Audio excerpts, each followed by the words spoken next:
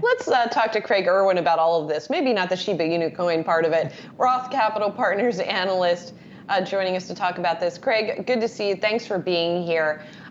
The Tesla shareholder meeting does tend to be sort of a rubber stamp affair, right? Because shareholders seem to be broadly supportive of the company. But are you expecting anything out of today? Could we get a change in domicile announcement, for example? Yeah, I think the move to Austin is a really important indicator of probable Austin-related news. We most likely will see a change in domicile or first production off the Austin line, first deliveries. So there have been viewings in public. There have been sightings of pre-production vehicles as recently as 5 or 6 weeks ago. So I think there is good potential for some exciting news in the city of Austin. Craig, how big do you think the Cybertruck will be? And do you think they'll actually start making this thing in early next year? The Cybertruck's been pushed 3 times. I would not be surprised to see it pushed again. And I think personally that the design is too polarizing. Now, there are some people out there that love it. Just like I am a skeptic on Tesla overall, I'm definitely skeptical on the Cybertruck. I think there's some better options coming from other big names out there, household names that you already mentioned, and then companies that might be doing IPOs right now, and other companies with established businesses launching EVs in the market today. So we'll see. I'm a skeptic. I don't expect Cybertruck to be all that big. So let's talk about your skepticism over Tesla more generally, right? Because I don't think anyone's buying Tesla right now just betting on the Cybertruck, right? They're betting on just the company's general growth, which we have seen, and the recent delivery numbers were impressive. What's the source of your? They weren't impressive. Okay, tell me.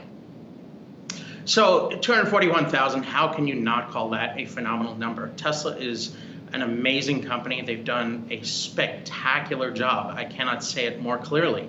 But I am a bear. I'm not saying short the stock. I believe that would be the wrong thing to do because they have some very specific levers to pull.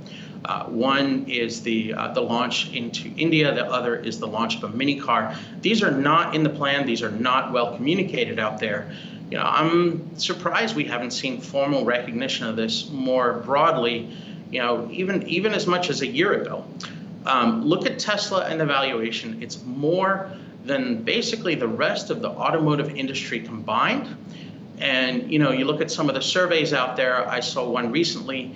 70% of chief investment officers would rather invest in companies like General Motors and Ford to play electric vehicles than invest in Tesla. So, I just think there's better opportunities elsewhere, better opportunities in small cap. Love Tesla, love what they've done, but hard to push it as something people should buy here.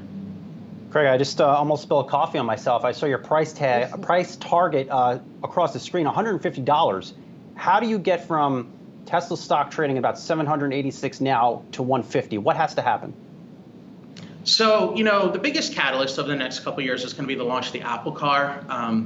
2024, but it's going to be kind of like the Porsche launch for the Taycan, right? You'll see them announce something, probably in the 10, 20,000 range, and then look to crush numbers the way Porsche does.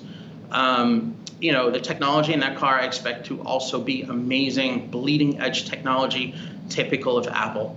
The market share erosion we're going to see from the abundant brands launching into this market is going to be a significant factor. And I think $150 level, something in that range, is where Tesla would be fairly valued in comparison to the rest of the automotive industry today. Now, there's catalysts that have to land for us to get there. I'm not saying this is going to be tomorrow, but I really think it's the best way to indicate people are better off investing elsewhere.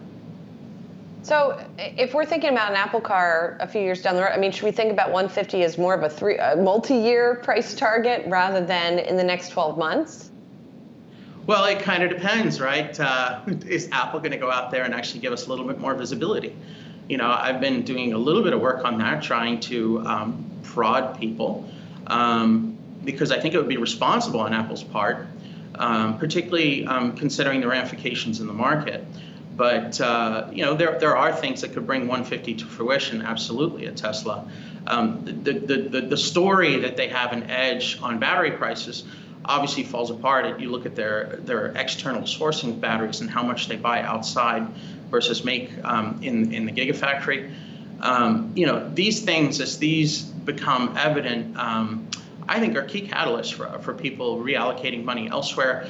And retail is really what drives valuation in the stock. When retail investors see other things really working, maybe working better than Tesla, I think we see the reallocation, and it could move out quite violently, just the way that retail moved in over the last 18 months. And Craig, if you are in fact one of those retail investors that have stayed long Tesla and been a supporter out there on social media, what have it, should you be scared by what General Motors has announced this week in terms of EVs? But you look at what Mary Barra is doing, right? She's being very strategic. A good illustration of what she's doing is available from the investment with EVgo and tripling their network. General Motors wants to be able to sell EVs everywhere in the United States, not just in California, and New York and Massachusetts. They want to sell EVs in every state. They're looking to have charging in underserved regions where they expect to probably sell EVs. They're laying the groundwork properly to be able to make this a material portion of their mix going forward. There's several other discrete items we can point to, others that they're pointing to over the course of their analyst day. But General Motors should not be underestimated. It is an American icon.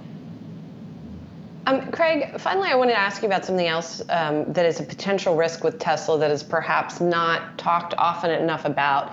And that is the safety record of the car, both with some of the fires that we've seen and with the autopilot, which is not really an autopilot, but that's a separate discussion maybe, or maybe that's part of this discussion. How big a deal is that? Is it going to be a problem? I mean, investors seem to have mostly shrugged off those kinds of concerns. So it really depends on who you talk to, right? If you talk to someone that owns a Tesla, they absolutely love the autopilot. They love the full self-driving features. I talk to a broad range of different people, right? If you talk to investors, they find the concept of optical illusion, which is really what's mostly behind these crashes, as extremely scary, right? That means that Tesla said, you know what, shrug our shoulders, a level of accidents is acceptable. That's not something you see as far as behavior out of the other automakers.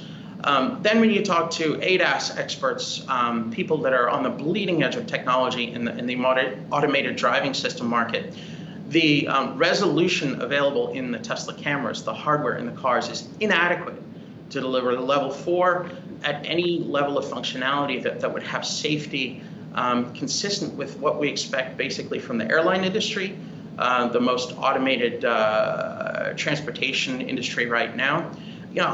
I personally find it highly problematic. It's going to come down to politics at the NHTSA, board hearings and whether or not they want to force something on Tesla. You don't want to destroy a company that's being so successful, but there really does, in my view, need to be a tighter focus on safety for consumers. Craig Irwin, Roth Capital Partners analyst. Appreciate the insight. Have a great rest of the week.